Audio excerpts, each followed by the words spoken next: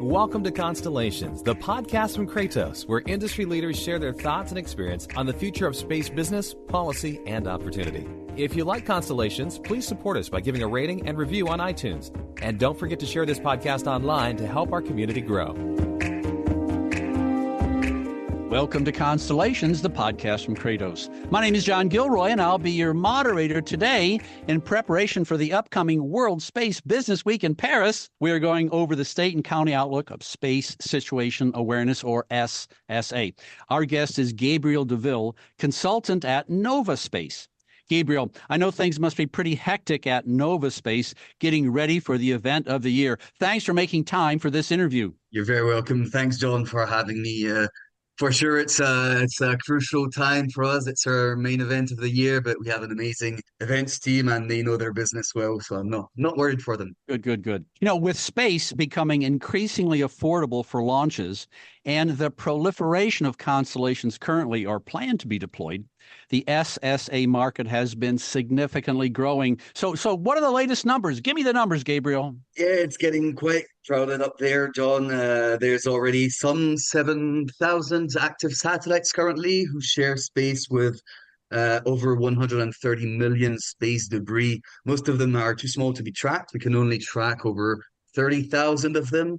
So all of this for sure is making space operations increasingly risky and less driving the need for SSA solutions. So basically the tracking of space objects, both defunct satellites and active satellites, to prevent collisions and enable safe navigation in space. So yeah, it's definitely a growing market with around probably $180 million in revenue for 2023.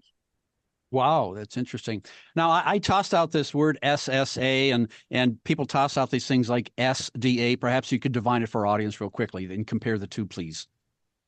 Yeah, of course. So it really depends who you ask, to be honest. SSA is primarily the tracking of man-made objects, active and defunct in space. But some agencies will include additional things, like the European Space Agency will include space weather and near-Earth impactors, but it is primarily man-made objects. Then you have the concept of SDA, Space Domain Awareness, and that's more on the side of defense agencies. It includes SSA and the monitoring of debris and space objects, but they also consider space as a tactical theater where there are friends and foes and adversary satellites which may try to destabilize sovereignty and national security assets, and those satellites need to be monitored and tracked. And this paves the way for new security use cases, such as keeping eyes on a specific adversary satellite, monitoring their every movement, or even maybe getting a close-up look on it to see what it's up to. Well, next week in California is going to be an event. There's going to be a new moon, and people are going to go see the Milky Way in the desert out there. It's going to be fantastic. And I'm sure some people are going to count those satellites. And you talked about 7,000 satellites. So yeah, we look at the satellites. So what is the overview of the SSA market? Is all of them, some of them, or give us an overview specifically? Who are the players on both the government side and commercial? We're seeing the emergence of commercial SSA services. Who are buying these and why? Yeah, so great question. SSA capabilities are not that new, but SSA as a market is emerging and rapidly emerging. Right now, it's largely government-centered. It's safe to say that over 80% of SSA data is collected by government capabilities. So, government radar and telescopes operated by governments themselves. And over 99% of SSA data is collected by ground facilities. So it's mostly a ground-based market, ground for space market. So yeah, governments own and operate those facilities for their own needs to sustain their own space missions, and they even let out some free collision alerts for whoever actors have objects which are coming close to one another. These alerts are called conjunction data messages. Government spends approximately $5 billion per year on SSA, and 95%, over 95% of this goes to maintaining and developing their own capabilities. In the wake of all this, you have commercial solutions who are emerging, commercial companies, both legacy and emerging startup companies. Most of them already use government data, which they have acquired or which they have been given, and they transform this government data into commercial services. But we're also increasingly seeing commercial companies who are developing their own sensor network, their own telescope or radar network, essentially on the ground, but also some space-based sensor projects emerging. So companies like Safran, Leo Labs, Slingshot Aerospace, Exoanalytics, and many others, are developing their own capabilities. And so, what you may ask is, what's in it for those companies, since governments are already providing for their own needs and they're already letting out free collision alerts. Well, that's true, but there's pain points and unserved needs all over the board. Even the most advanced space nations have pain points and unserved needs, regardless of the indicator, whether it's object revisit rate, so how often you can get eyes on one same object, which means how real time you are, how early you can detect an object, refresh rate, so how fast can you push the information through your systems to the user, catalog exhaustivity, so how much of the actual objects are you capable of observing, geographic coverage. There's a lot of blind spots across the world, specifically on the southern hemisphere, where there's not a lot of land, so not a lot of places to put sensors. So through all those indicators, there's a lot of blind spots, and commercial companies are essentially trying to address those. And for governments primarily, so as of today, 70 to 80% of these companies' revenues comes from governments, and also for commercial customers. We were saying that governments let out free collision alerts, but these typically have a 99.9% error rate, which results in commercial operators being literally showered of collision alerts, almost none of which are actually actionable, which calls for more tailored paying services to cut down the number of false alerts, basically. So that's what's in it for these commercial companies. Wow, 99%. That's not a good batting average. That's missing 99 balls out of 100 thrown. That's not good. So you gave us a pretty good idea of some of the commercial solutions that the government's at least trying to provide. I want to move into, so who needs the SSA, and how do needs vary across defense, civil, and commercial operations? You gave us a general idea, but for example, I imagine each one of these different constellations of networks have different requirements for SSA. Some must vary. Is that correct? That's very true. They have different requirements. So on one hand, you have governments and commercial governments are more interested in painting a complete image of the space sector, not only their objects, but also all the objects out there. And commercial companies are more focused on monitoring their own satellites and ensuring mission safety for their own satellites. So if you zoom in governments, you have civil governments who acquire SSA data for basically as a public service, as a tool of sovereignty. And then you have defense operators who have extremely high requirements and who are acquiring basically data to ensure their critical national security missions. Novaspace's latest SSA report mentions 3 revenue scenarios for SSA services in the next 10 years. Can you talk about what those scenarios are and what would affect their accuracy?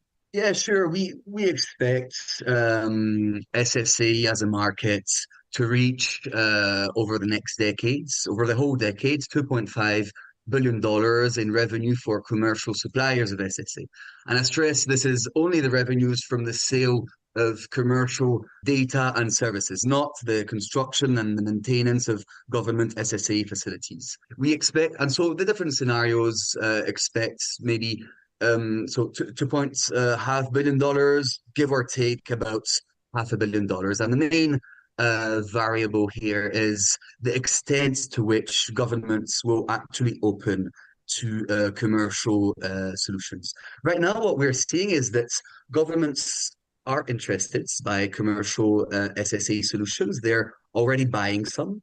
To give you an idea of out of $5 billion spent on the SSA by governments last year, 3 to 4% of this was used to acquire actually, commercial data, commercial solutions. So they're definitely interested, but they're still looking exactly on how to integrate this data into their own capabilities, because the thing with governments and especially with defense operators is that they have insanely high quality requirements, which can be really hard to reach with commercial systems. There's a 2023 GAO report which found that it would be really hard for commercial companies to meet the high requirements of the Department of Defense.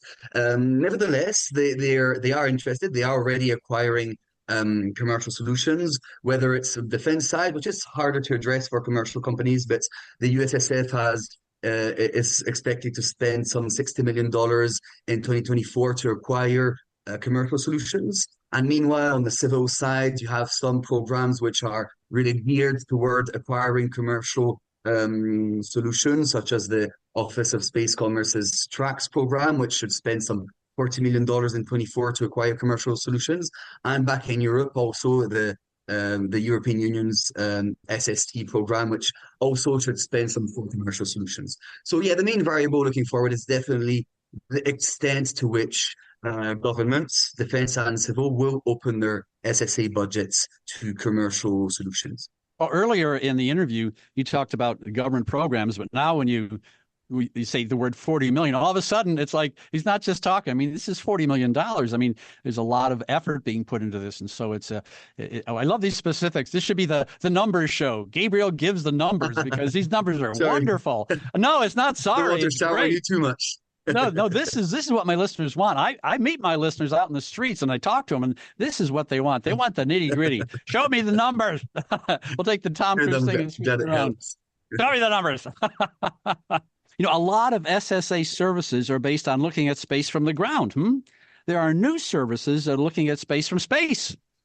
Can you discuss the emerging space-based SSA? Yeah, sure. It's true that we're seeing more and more projects for space-based SSA sensors.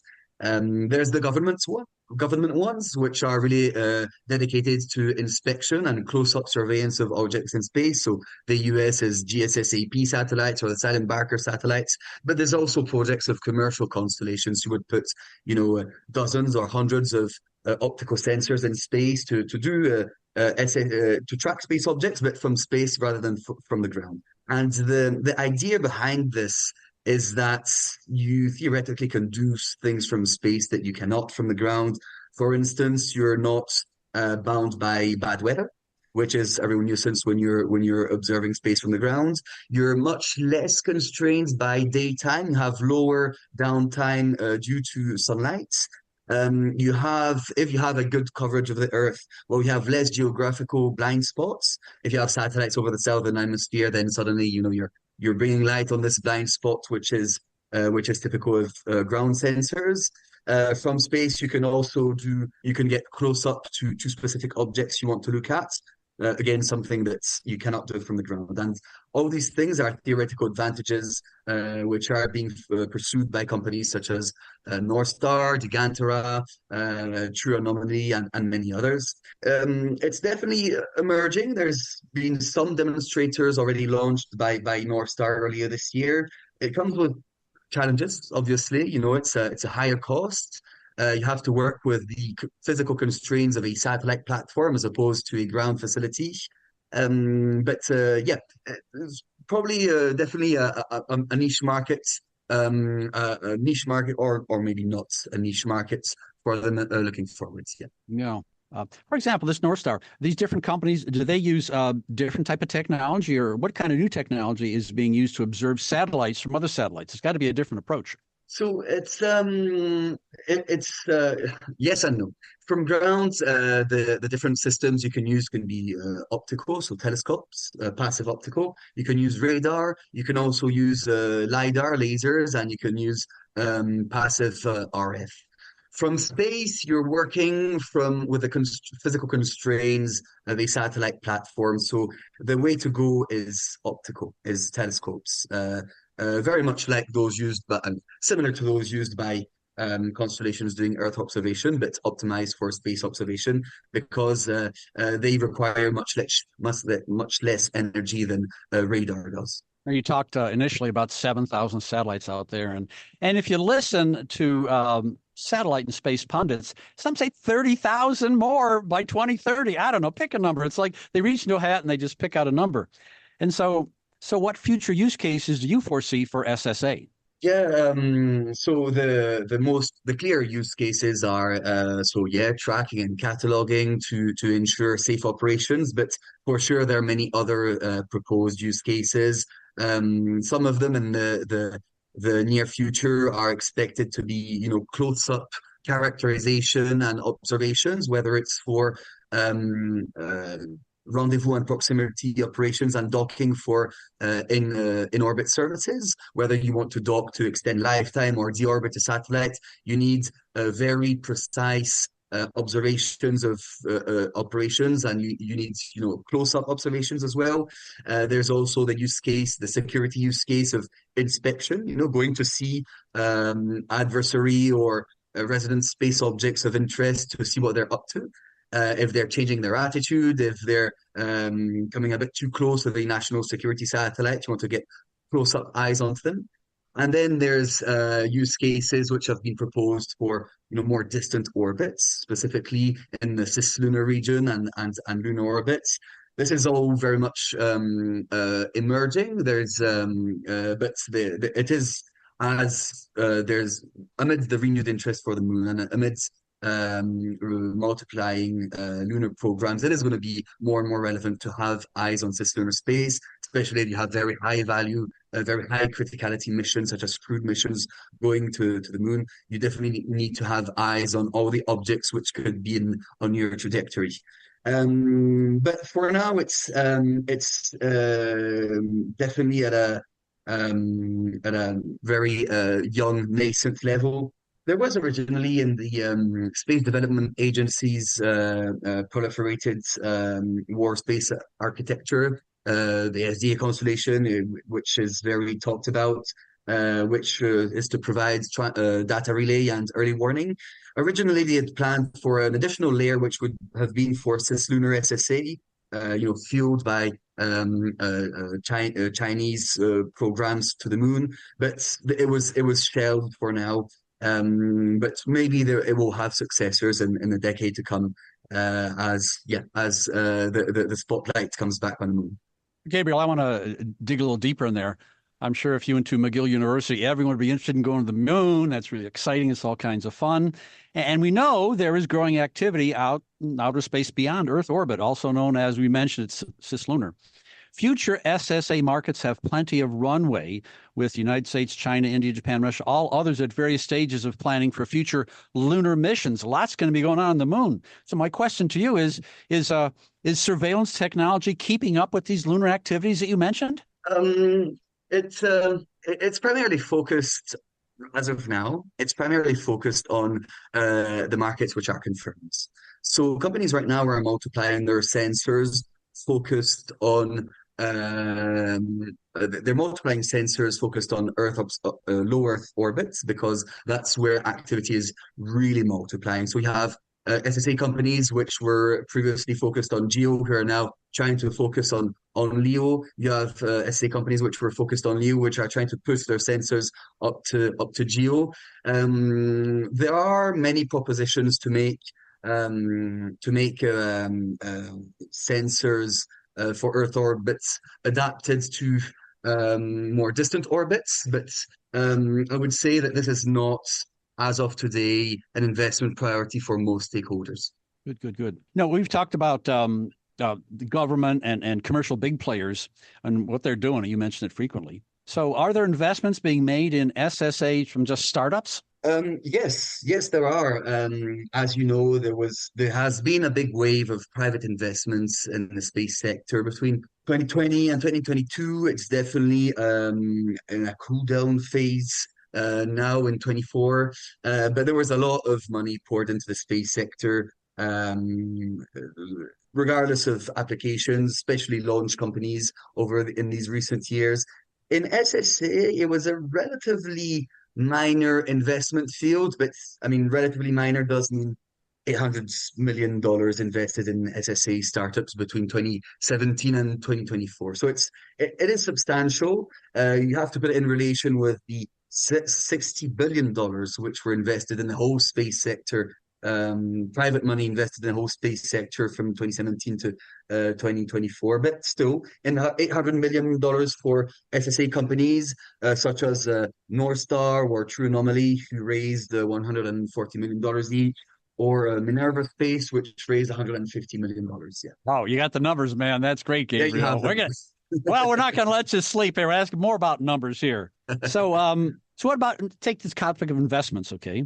Are there large investments being made to in-orbit services just themselves? Yeah, so in-orbit services, whether you're talking of life extension, including refueling or active debris removal or etc., SSA is and will be relevant for all of them, because they require proximity operations and docking between spacecraft, which requires having eyes on them. As of now, it's definitely it's an emerging markets, several markets, which is definitely being pushed by commercial supply rather than demand driven. There's still a way to go before it becomes a buyer's market.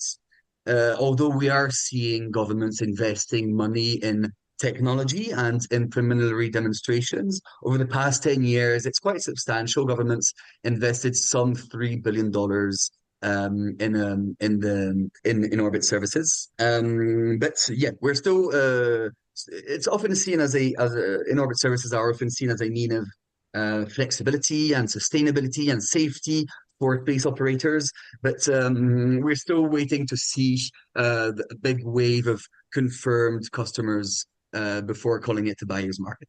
Wow. You know, I think our listeners are going to love this and go back to the transcript and pick up all those numbers, because you're very glib and fluid with these numbers. But it's really, that's the specificity is exactly what my listeners want. And so I really appreciate your time here, Gabriel. I'd like to thank our guest, Gabriel Deville. He's a consultant at Novaspace. Thank you so much, John. Thank you so much to Constellations for having me. Thanks for listening to Constellations, the podcast from Kratos.